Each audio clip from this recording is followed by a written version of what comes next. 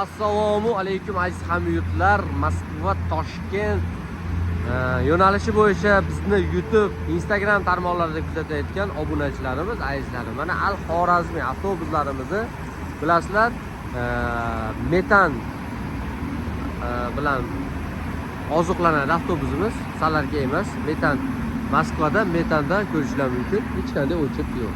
Narxlari esa 2750 rublni tashkil etadi. Hozirda avtobusimizga mana quyish jarayoni bo'lmoqda. Mana uji 1700 1800 rubl quyibdi, 60 kuba 2750 avtobusimiz holatlari.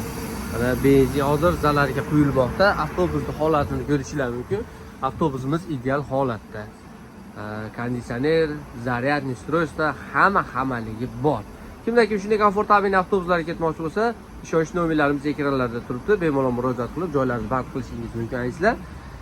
Dokumentida muammosi borlar rasxod qilasizlar desam, ko'p insonlar yozyapti, bular aldaydi, bular u qiladi, bular bu qiladi. Azizlar, dokumentingizda muammoingiz bo'lsa, men siz uchun yordam yoki siz uchun javob qila olmayman. Dokumentingizda muammoingiz bormi? Siz o'zingiz rasxod qilasiz, o'zingiz javob berasiz. Shu narsani biz voditelga iltimos qilgan holda starshi voditelga pulni to'lovni qilasizlar, dokumentlarga yordam qilib olib ketiladi. Iloji boricha meni maslahatim azizlar, Moskva hududiga, Rossiya, любой davlatga boryapsiz, dokumentalni yurishga harakat qiling. Hech kim sizga hech qanaqa narsa pretenziya qila olmaydi. Shunday komfortabil avtobuslar ketish istagida bo'lganlar ishonch nomerlari ekranda bemalol murojaat qiling. Like, kommentariy esdan chiqmasin.